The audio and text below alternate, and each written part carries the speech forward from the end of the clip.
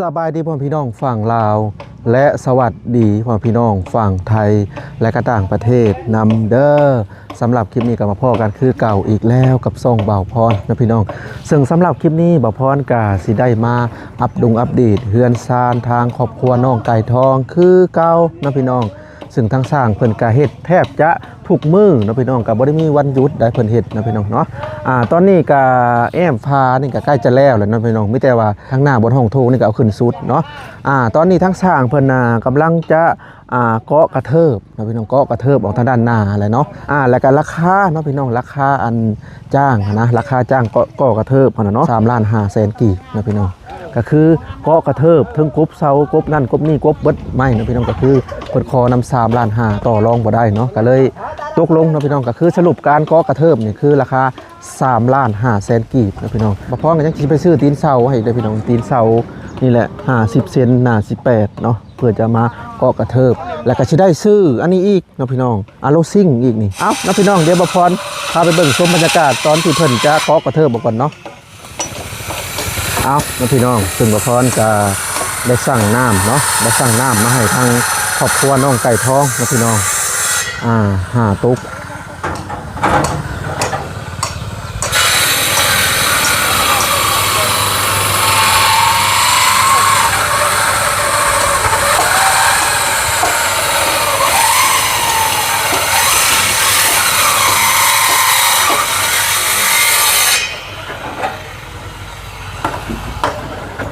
เอาไปพุ่นเนี่ยตุ๊กหนึ่งบนเตียงนะไปพุ่นหรือเปล่าแม่น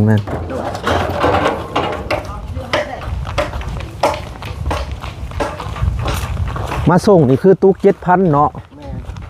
75 35ไปหาเอาเองตุ๊ก5,000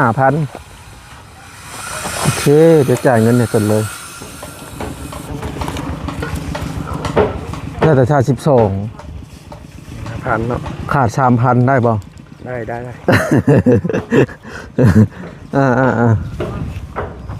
้แต่ 32,000 กีบขาด 3,000มันเดียวมื้อหน้าตื่มให้เพิ่นเดี๋ยวสิพามาเบิ่งเฮือนใหญ่เพิ่นก่อนเนาะ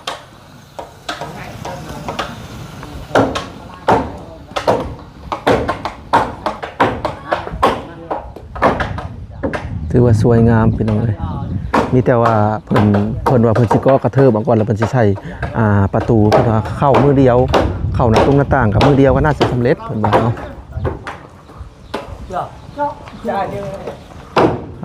ฝีมือก็ถือว่าใช้ได้นะพี่น้องถือว่าโอเคพอเพิ่นก็เป็นสร้างปูนนำเด้เพิ่นเป็นทั้งสร้างปูนแล้วก็สร้างไม้นำเด้ตัวนี้ก็แล้วเลยเนาะข้างนี่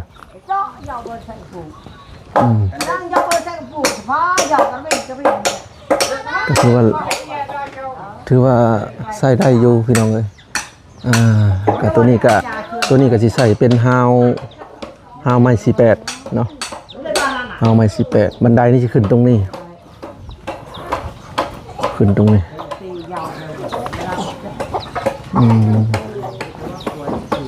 แต่ว่าเรื่องตัวนี้ยังที่ใส่อยู่ได้พี่น้องยังที่ใส่สุดอยู่ปกฟ้าตัวนี้ตัวห้องก็คือขึ้นไปอีก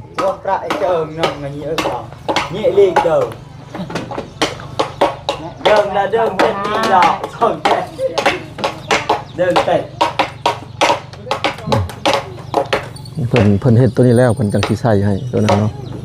ก็ต่อไม้แล้วก็ใส่ตัวนี้ก็คือกันข้างในก็อาจจะบ่จำบ่ได้เนาะนี่ดินะพี่น้องเพิ่นก็จะบากเสาพวกนี้เพื่อจะใส่คางจะใส่คาง2 อันนี้เพิ่นยังสิเก็บรายละเอียดอยู่เนาะแล้วก็ต่อมานี่ขาแล้วก็ตรงไม้แป้นปูก็สิอยู่ระหว่างนี่อยู่ระหว่างที่เป็นสั้นลงมาเนาะนี่ตอนนี้กำลังบากเสาอยู่พี่น้องสบายดีน้องพรสบายดีเบิดกูคนก็น้องพรก็มาซอยนะพี่น้องบากเสาหลังจากเพิ่นบากเพิ่นใส่ค้างกับอันนั้นก็สิได้หารถเพิ่นไปซื้อตีนเสาพี่น้อง กับสังกะสี2แผ่นมาใส่ตัวนึงสบายดีน้องไก่ทอง โดยสบายดี กินข้าวแล้ว โดย ได้ยังกิน อายเนาะอายก็เด้สิหารถไทยเพิ่นแหละก็สิซื้อสังกะสี2แผ่นนั้นมา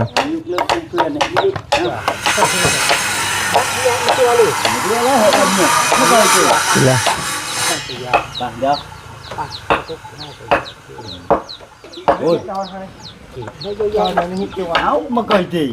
ซึ่งบรรยากาศมื้อนี้ก็ถือว่าโอ้น้องพี่น้องมีแดดออกแล้วก็มี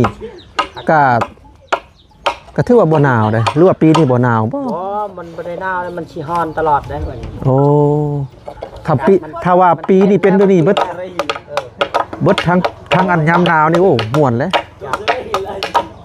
นี่ก่อนขี้นี่ก็สวยงามพี่น้องเลย มันเริ่มอากาศฮ้อนแล้วบัดนี้ เจ้าคิดว่ายังบ่ถึงช่วงบ่เพราะว่ายังบ่ถึงช่วงนะ บ่มาวิทย์แล้ว ยามหนาวฮะ ว้าวไปดอกวิด เอ้ามันฮ้อนเดือน3พุ่นจังหนาวอันนี้เดือน1เดือน2มันจะเริ่มฮ้อนแล้วบัดนี้นะ โอ้ถ้าว่าปีนี้บ่หนาวอยู่ยามร้อนยันร้อนแห้งแล้วคิดว่า ว่าทางเบิ่งก่อน ก็บ่แน่เนาะมันก็บางทีมันเปลี่ยนบ่หนาวพี่น้องเอ้ยเนี่ยบรรยากาศ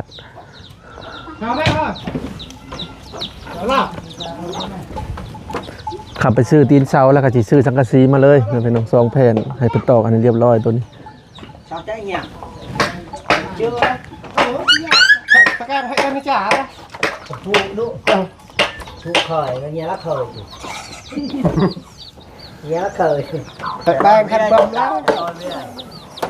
เดี๋ยวแบงกับบอมแหละยันมาบ้านอ่ะ บ้านน่ะตายใจ เลยฮะแต่ว่า เลยฮะเลยบ้าน เฮ้ยจ้า học bà con rồi xui cái đàn cái không tảng โลกระดาษสิเราเลยตีกินใช่ป่ะกระดาษ สบายดี ใกล้สิแล้วแหละเนาะเรื่องทางกันเนาะ เด้อ ฉันไปจัดแกงมันไปจัดแกง ทางสร้างเพิ่นบอกว่า 4-5 วันแล้วแม่นบ่ เด้อนี่ก็ตัดนี่ก็เอาไว้เหยาะเลย เลยจะหน่อยยกเลยจะหน่อยได้ให้นกได้ยกเลยได้ ยกแต่ละสอบแล้วเรียน ชิบูนะคือช็อกเลย เป็นในได้ส่วนเจ้าน่ะเป็นในได้ส่วน ก็บ้านมันอันนั้นออกได้เลยผักกาด ไปต่อเนาะเก็บไปให้มากเลยล่ะแล้วพิเศษ ช่วยเด้อ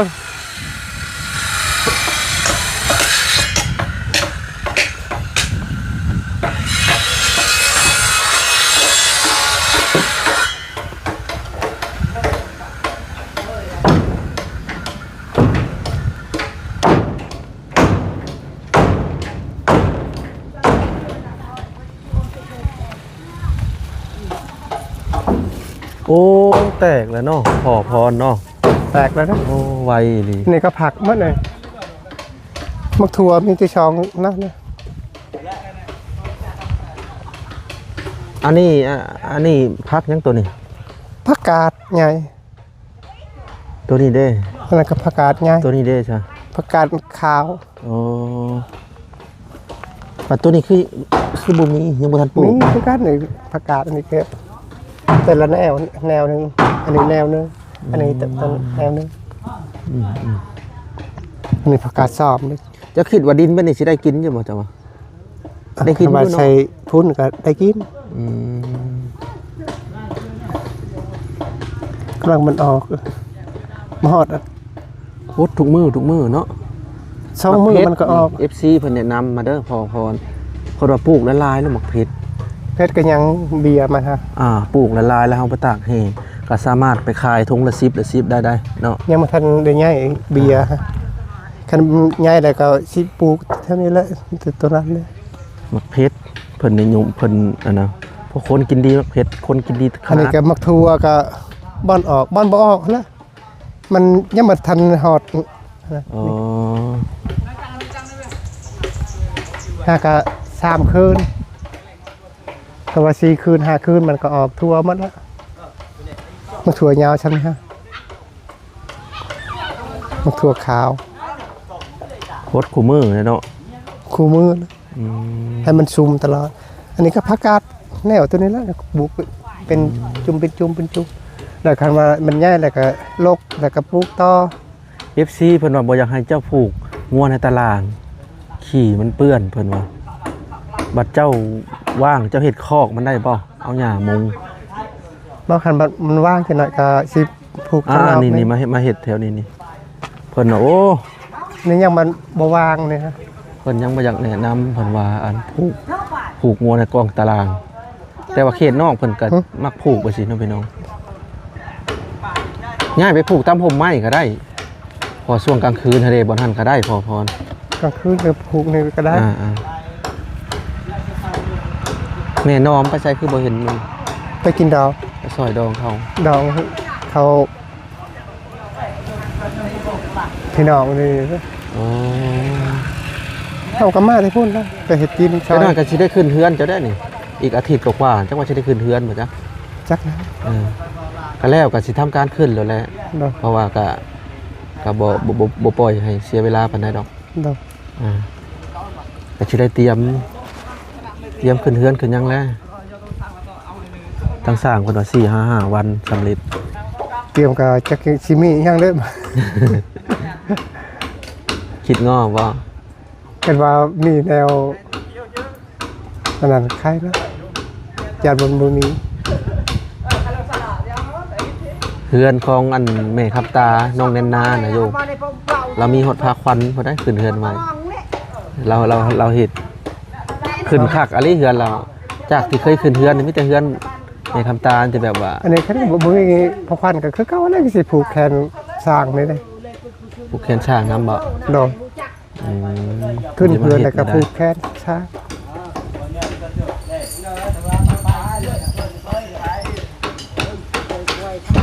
ก็เดี๋ยวฮอดมื้อจังว่ากันอีกทีเนาะ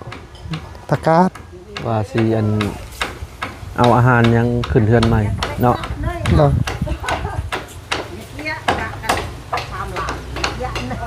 กันว่าเฮามีแล้วก็ซื้อเอาโมก็ได้ เขาว่ามีดินอีกจักอันน่ะกว้างออกไปอีกก็เฮ็ดสวนเนาะ ดอก เฮ็ดสวนซับเปลี่ยนกันเรื่อยๆยำนา ดอก บ่มีนาก็ลำบากไปอีกแบบหันอันยำนาก็ไปหาซอยคนเนาะทางเจ้าเนาะ ดอก ไปซอยเอาเข้าบ่ ดอก เข้าเรือจักสอบตัวนี้ ยังเหลือ7ชอบ เข้าเปลือก ดอก ปลาตัวอีกประมาณ 2-3 เดือนก็เบิดแล้วเนาะ ดอก ยัง7สอบนี่ถ้าเบิดนี่พากันไปหาแล้วเนาะ ก็หมดแล้วก็ไปหา แต่ละลูกแต่ละคน ดอก พ่อแม่ไปเบิดเนาะ ไปหมด อุกบ่ช่วงเข้าเบิด อุกใจนะ เออ จักไปหาทางนั้นแล้วก็คันว่ามีแนวผักแนวต้อนก็ขาย มีแนวอันไปแลกว่าซั่นซะเนาะ ดอก ยังเหลือ7สอบนะพี่น้องประมาณ2-3 เดือนก็เบิดแล้ว ดอก ตอนมีข้าวกินนะอันก็บ่อุกบ่ได้เนาะ ดอก บัดตอนมันเบิดคักๆนะพี่น้องและจักสิเฮ็ดจังใดนะบัดครอบครัวกับครอบครัวใหญ่แบบนี้ ดอก แต่ละคนก็ต้องแบ่งหน้าที่กันหากบหาเขียดควัดเขียดเนาะ ดอก ไปแลกไปขาย คิดแล้วก็เมื่อยได้ ดอก เมื่อยเข้าบ่มีกินแล้วเฮาต้องดิ้นรนแต่ละมื้อเนาะ ดอก ถ้าว่าเฮามีข้าวแบบ ดอก เต็มเหล้าเนาะอันนั้นบ่อุกได้พี่น้องเอ้ย ครับว่าหามีอะไรขาย ว่าง่ายๆก็คือคนเขตนอกเขานี่ถ้ามีข้าวเต็มเหล้าเต็มหยังนี่สบาย ดอก บ่มีของกินก็บ่ยากมีแต่นึ่งข้าวไว้แล้วก็จับหมักพงหมักเผ็ดไปแล้วก็โอเคเนาะ ดอก แล้วก็ไปหาของป่ามากินกบเขียด ถ้าบ่มีข้าวนี่ติมันยาก ดอก ต้องไปหากินหาถูกคาบตอนเช้าก็ต้องไปหาตอนเที่ยงก็ต้องไปหาตอนเย็นก็ต้องไปหาเนาะ ดอก ลำบากครอบครัวเจ้านี่ระดับข้าวนี่ต้องลอยขึ้นไปแต่กลุ่มกิน ลอยก็ยังบ่กุม บ่กลุ่มบ่ บ่ ต้อง130พุ่นเลยเนาะ เข้าเคยอามาแต่พุ่นก็30สอบปีซื่นนี่ฮะ30สอบก็ยังบ่กุม บ่กลุ่ม30ซอกทำร้อยขึ้นไปแล้วอยากกลุ่มอยู่ แต่ว่าลอยปลายสอบนี่กุม หมายถึงว่ากลุ่มฮอดยามเกี่ยวข้าวเนาะ ดอก แต่ว่าเฮากินแต่ยามแรงจนฮอดเกี่ยวข้าวแล้วก็ กับพอดีกินข้าวใหม่เลยอย่างประมาณนี้อืมแล้วเจ้าสิเฮ็ดจังได๋ซาจังสิบ่ให้ครอบครัวมีบ่อึดข้าวบ่อึดน้ำ คันว่านั่นก็แบ่งไปยำเฮ็ดหน้าแบ่งเท่านั้นไปนี่นั่นครับไปบ่อนนั้น อืม แบ่งแต่ละบ่อน ต้องแบ่งเป็นหน้าที่กันไปเฮ็ด เนาะ บ่ละ2คน3คน เนาะ ต้องเป็นนั่นแหละเนาะ เนาะไปซอยเขาแล้วก็เขาให้ ซอยทั้งยำดำ คันว่าย ำ ไป เกี่ยว 2คนกับมือหนึงก็ได้ชอบนึง อ๋อต้องในนั้นเนาะ เนาะคันว่าไป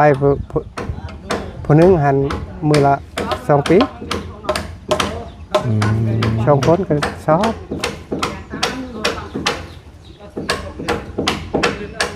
อืมบ่มีข้าวลำบาก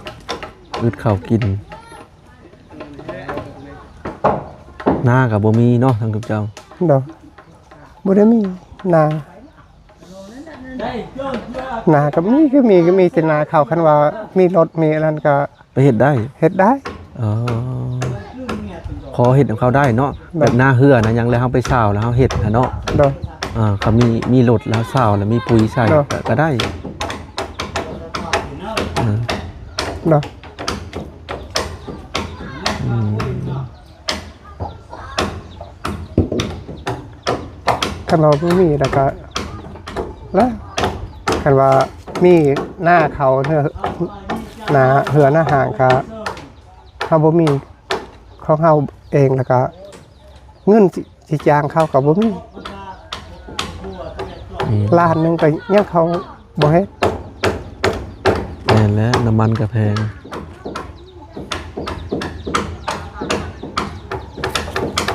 เขาก็มีแต่แบ่งไปไปจะหอดนำเขาตับหน้าใช่ไหมแบ่งเพิ่นไปเฮ็ดนะ แบ่งหน้าที่กันเนาะ ดอกยามเกี่ยวกับแบ่งกัน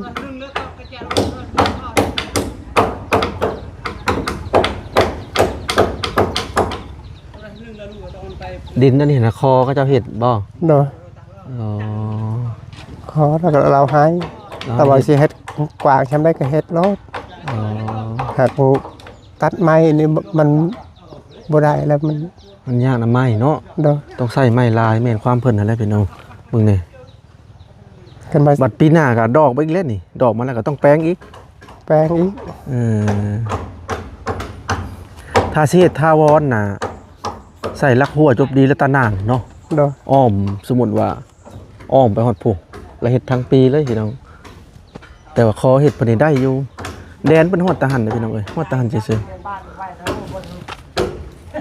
ๆถ้าว่าแดนฮอดผู้กว้างอยู่สิมีบ่อนปลูกอยู่ทางหน้าก็ปลูกได้แม่หันเพิ่นบ่ให้เฮ็ดบ่พอพร บ่เขาคือจกปัญหาเขาสิจกดินฮะเจ้าของเพิ่นว่าสิเฮาสิเอาดิน โอ้เสียดินเข้าหมายถึงว่าเราสิมีการก่อสร้างนั่นนี่บ่ จักแล้ว อ๋อ เจ้าของดินว่าคอยบ่ให้แล้วนะฮันคำว่าเจ้าสิเฮ็ดแถวหัวเพื่อนเจ้าหันละ เฮ็ดทางหลังเนาะ เนาะ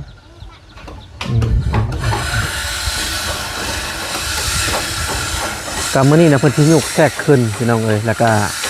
มีแต่ว่าเพิ่นปาดเพิ่นยังแล้วบ่พรจะได้หารถอันน่ะ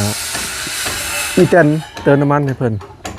100,000ไปสิแล้วทางทีมงานก็บ่มีรถนะพี่น้องก็ยากๆนี่ในการสัญจรนะถ้าว่ามีรถอันน่ะพวกลากแก่นี่ก็สิง่ายขึ้นนะพี่น้องเวลาไปซื้อเครื่องจักรของเขาก็แก้มาเลยพวกรถกระบะ4ประตูก็แก้ก็ได้เป็นบางส่วนอยู่ถ้าว่าอยากได้ก็ขับแก่ต้องกระบะหัวเดียวเนาะ เนาะ แก่ไม่ก็ยังได้พอทีมงานเฮานี่ก็บ่มีไผมีรถ บ่มีเงินซื้อพี่น้องเอ้ยทำได้กระบะหัวเดียวเนี่ยโอ้สบายเนาะกระบะตอนเดียวนะพี่น้องแก่ลากแก่มา แก่ไม้พวกนี้ได้เบิดแล้วเนี่ย เนาะ แต่อันนี้ก็ได้มีรถแก่อยู่แต่ก็ต้องหาเพิ่นอีกบางทีก็ให้ค่านั่นค่านี่เพิ่น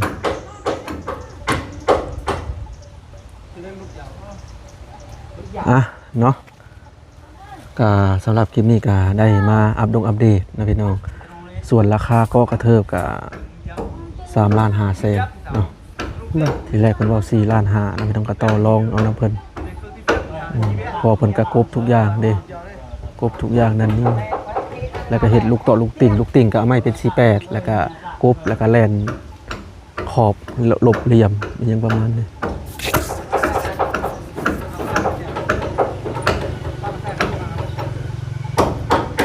แล้วนี่ก็คือจบเนาะขอพรแล้วนี่ก็ลักหัวเจ้านี่ก็สิพังเลยเด้อ เนาะ พังเลยลักหัวนี่หลัง ทางสร้าง จาก มัน นี้ ก็ ก็ ได้ คันว่ามื้อใดสิพังก็คันบ่ทางเจ้ามานิ่งก็บ่ได้คือเขา ฮะ คันบ่เอาสมเจ้ามานิ่ง เดี๋ยวขอยสินิ่งให้ดอก เดี๋ยวขอยสินิ่งให้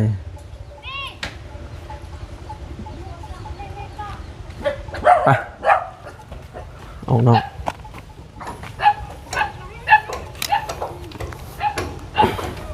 แต่ว่าสร้างเพิ่นก็ได้ไปเฮ็ดทางบ้านอื่นเนาะ เนาะ อืมอืม